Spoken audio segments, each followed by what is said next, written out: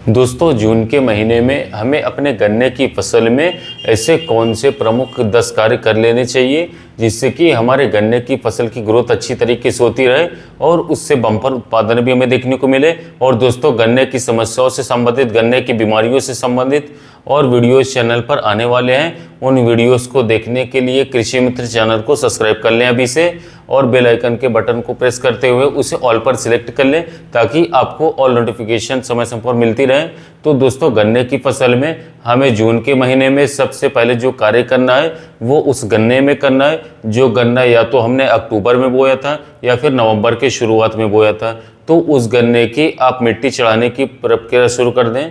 और दोस्तों, मिट्टी चढ़ाने से पहले आप ये देख लें कि गन्ने की फसल का अच्छा विकास हो गया है और जो कल्ले हैं उनका अच्छी तरीके से विकास हो गया और गन्ने पड़ने शुरू हो चुके हैं। और इससे पहले आप जुताई कर लें और जुताई करने के बाद आप मिट्टी चढ़ाएं। उसमें उन फर्टिलाइजर्स की व्यवस्था कर सकते हैं।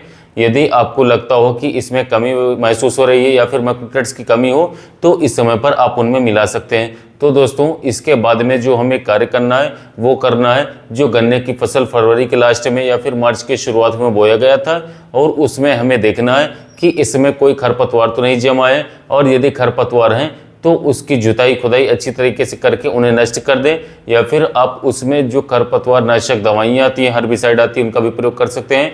और दोस्तों, इससे संबंधित वीडियो चैनल पर हैं, आप उन्हें देख करके पूरी जानकारी प्राप्त करके इनका आप प्रयोग कर सकते हैं गन्ने की फसल में। और दोस्तों, फरवरी मार्च का ये जो गन्ना हमारा है, यदि इसमें खरपतवार नहीं है तब भी हमें इसकी जुताई निराई गुड़ाई कर देनी चाहिए अच्छी तरीके से। ऐसा करने से हमारे गन्ने की फसल की जो मिट्टी है जड़ों की वो भुरभुरी हो जाती है, मुलायम हो जाती है और उससे हमें ज़्यादा कल्ले मिलने की संभावना हो जाती है और गन्ने का विकास अच्छे ढंग से हो जाता है। और दोस्तों, एक काम आपको और करना होगा, यदि आपने इस समय के बोए हुए गन्ने में अभी तक नाइट्रोजन की पूर्ति नहीं की हुई है तो आप नाइट्रोजन की पूर्ति के लिए यूरिया का प्रयोग अवश्य करें और यूरिया का प्रयोग करके आप लोग उसकी सिंचाई कर दें। और दोस्तों, पांचवा जो कार्य हमें इस वर्ष करना होगा जून में, वो उन खेतों में करना है जो खेत हमारे गेहूं के कटाई के बाद गन्ने बोए गए थे। उनमें देखते हैं उनमें कई खाली स्थान है, कहीं के पर जमाव कम हुआ है और बहुत दूर तक यदि कल्ले नहीं निकल पाए 3 फीट 4 फीट 5 फीट तक, तब हम उसमें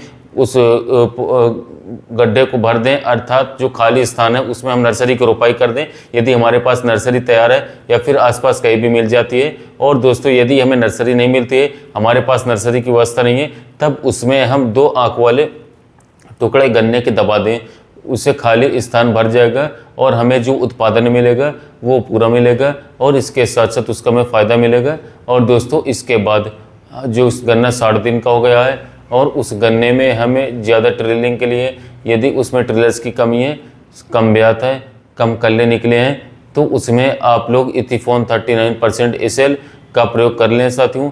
इससे संबंधित वीडियोस भी चैनल पर हैं, उसे देख करके पूरी जानकारी प्राप्त करके इसका प्रयोग कर लें ताकि ज़्यादा से ज़्यादा कल्ले निकल सके और हमें ज़्यादा उत्पादन देखने को मिल सके। और दोस्तों, साथ ही साथ में जो कार्य है वो ये करना है हमें, जिन खेतों की हम पहली बार सिंचाई कर रहे हैं उसमें हमें यूरिया का प्रयोग अवश्य कर लेना चाहिए।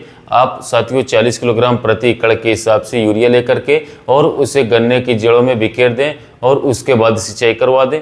और दोस्तों, इसमें एक बात ध्यान रखने की योग्य ये है कि यदि इसमें हमने सल्फर का प्रयोग नहीं किया है बुआई के समय पर तो हम इस यूरिया के साथ सल्फर का भी प्रयोग करवा सकते हैं।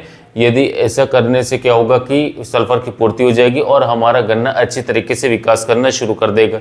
और दोस्तों, अगला काम जो हमारा प्रमुख कार्य जून के महीने में 8वां काम है, 8वां काम हमें क्या करना है कि पेड़ी गन्ने में करना है। यदि हमारे पेड़ी गन्ने में पीली पत्तियां दिखाई देती हैं, चितकबरी पत्तियां दिखाई देती हैं या फिर सफ़ेद पड़ गई हैं पत्तियां और गन्ने का जो कलर है पत्तियों का वो अच्छा नहीं है, तो इसमें हमें लेना होगा 10 किलोग्राम फेरस सल्फेट। इसको यूरिया में मिक्स करके बिखेर करके सिंचाई करवा देना चाहिए। ऐसा करने से हमारे पेड़ी गन्ने का अच्छे तरीके से विकास शुरू हो जाएगा। और दोस्तों, इसके बाद में जो 9वां जो कार्य हमें करना है गन्ने की फसल में जरूरी कार्य, जैसे ही हमारा गेती गन्ना है उसमें कहीं दिखाई देता है पोका बोइंग के लक्षण, हाँ दिखाई देने शुरू हो जाएंगे, अभी तो नहीं दिखाई दे रहे थे, तो उसमें पहले से ही हम लोग कार्बेंडाजिम प्लस मैंगोजेब जो UPL साफ नाम से आता है उसका प्रयोग कर लेते हैं, तो ये रोग नहीं आएंगे, फंगस बीमारी है।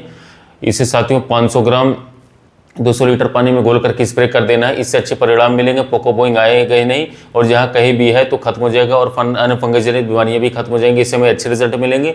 और दोस्तों, इसके बाद जो हमें 10वां कार्य करना है, वो कार्य करना है अपने गन्ने को साथियों विभिन्न प्रकार के कीड़ों से, कीटों से बचाना।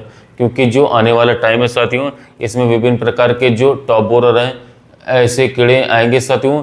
उससे बचाव के लिए ये बहुत ही अच्छा समय हमारा, कि जो हमारे गन्ने इस समय पर पड़े खड़े हुए हैं, उसमें हम कोराजन, फर्टेरा और इसके साथ साथ वर्टागो जैसी दवाएं या फिर कोई और अच्छे इंसेक्टिसाइड्स हैं जिनका असर लंबे समय तक रहता है, उसका प्रयोग कर लें साथियों।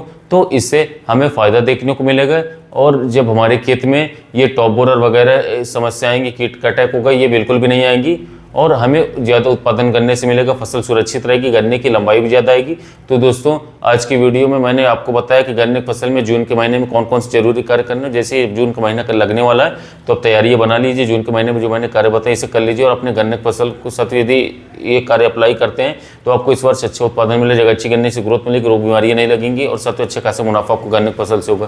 तो यदि गन्ने की फसल में जून के महीने में करने वाले प्रमुख कार्य के बारे में जानकारी, साथ ही वीडियो अच्छा लगा तो वीडियो को लाइक कीजिएगा, चैनल को सब्सक्राइब कीजिएगा। मिलते हैं नए वीडियो में नए टॉपिक।